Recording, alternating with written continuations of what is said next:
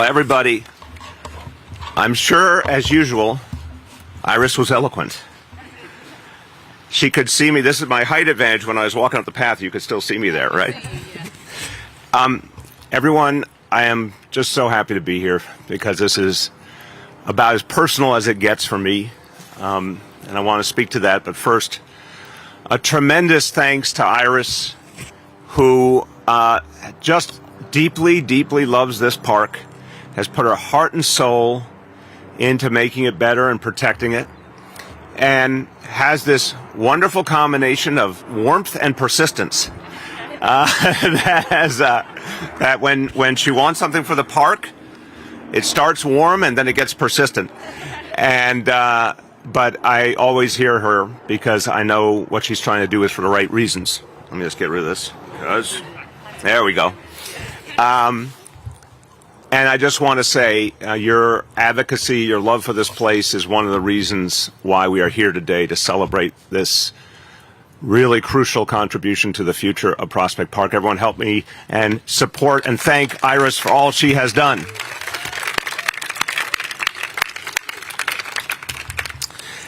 And I want to, of course, thank our Parks Commissioner, Gabrielle Fialkoff, who does so much for this city. Thank you, dear friend. Thank you for all you're doing. Love your mask.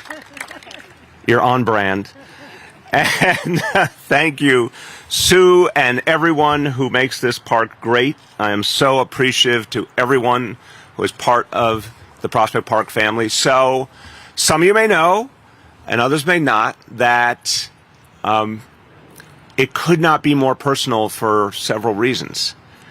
The most important of which is that Charlene and I got married under a tree in Prospect Park. And we did that because this place just was kind of brought together everything that we loved and everything we cared about. We love Brooklyn deeply. We love the fact that it's a place for everyone, that this park brings together all the people of Brooklyn, all the people of this city. We love the energy and the vibrancy and the humanity mixed with the reverence for nature.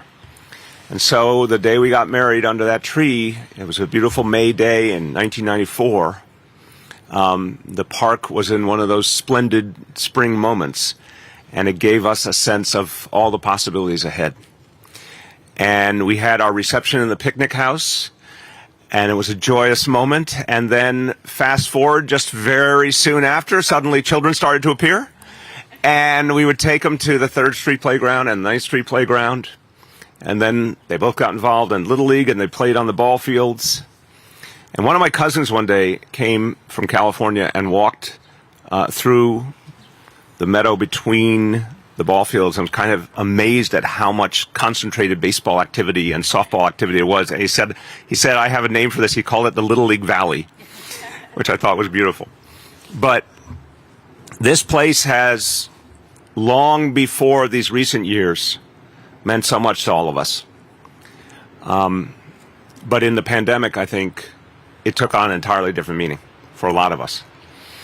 I had long ago said what many New Yorkers know, some New Yorkers haven't understood or experienced quite as well, that far before the pandemic, our parks for many New York families are where they take their summer vacation, are the place that people find the good, find all the good that life has to offer, and can experience something for free because that's the only thing they can experience. And it's been that way for generations in this city, and our parks have been one of the great equalizers. But during COVID, a lot of people maybe previously had not seen it that way, ended up experiencing that exact same reality, and it kind of cut across all the demographics and classes and everything. Everyone kind of was in the same boat. Maybe some people used to go far away for vacation and others never could dream of vacation, but everyone was in the same boat. You're spending your vacation right here because no one was going anywhere. And you were spending your weekends, you were spending your mornings getting your exercise, and those times when there was only one chance a day to get some exercise, people would come here.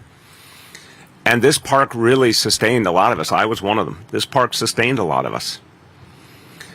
And I want to say the folks who kept it going, to everyone, Gabrielle, Sue, and everyone you both represent, everyone who does the work. I want to thank everyone associated with Prospect Park, everyone associated with the Parks Department, because in the midst of the biggest crisis in our history, you kept this place going, and you kept it something beautiful for everyone. Let's give them all a round of applause right now.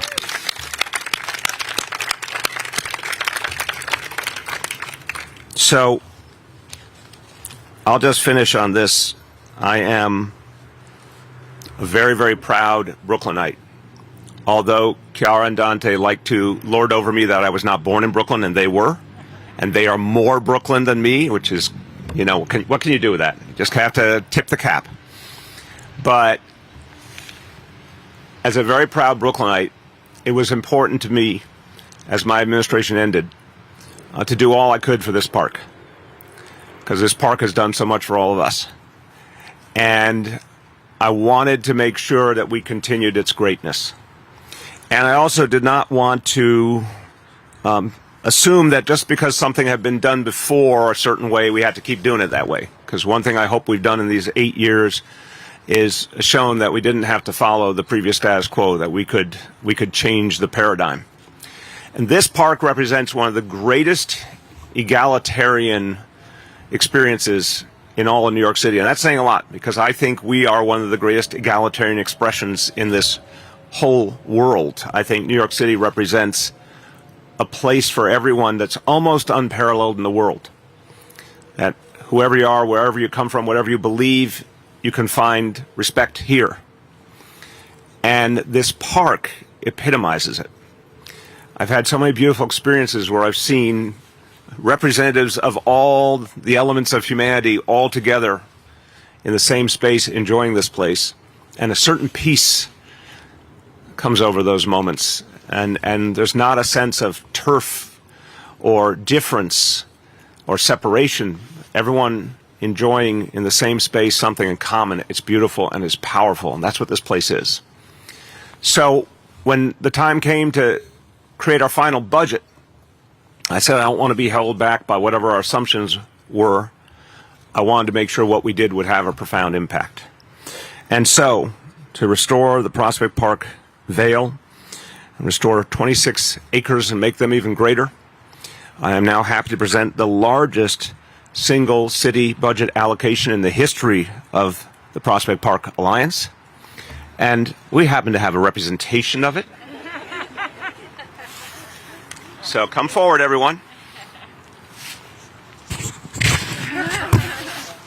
I present to you. Come on, Sue.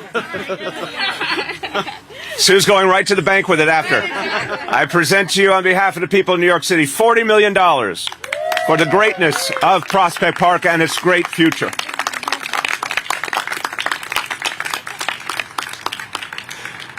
Sue, if you go into the bank, they will honor it. Okay, I mean, it might confuse them at first, but they're like, "Look, it's an official check." Right to 7,000. It's like, Sue, go in and say, "Can I cash this, please?"